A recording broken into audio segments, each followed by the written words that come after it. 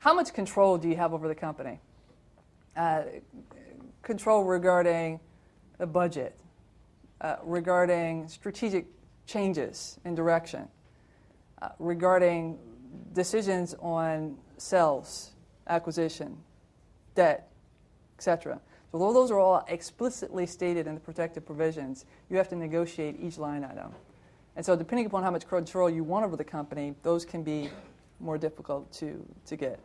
Do you find that negotiating with a seasoned entrepreneurial team is very different than negotiating with someone who's coming at it the first time?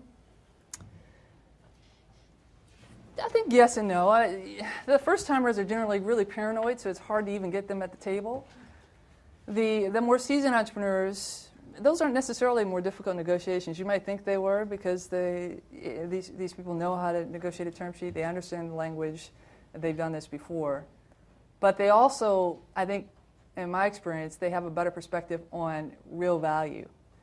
And some of the novices fight for things they really shouldn't be fighting for. And the senior and more mature teams tend to understand the value that we bring as a company to them, as a portfolio company, and they're willing to negotiate on things like participation and whether we have a revenue ratchet or, whether we have a protective provision around, debt.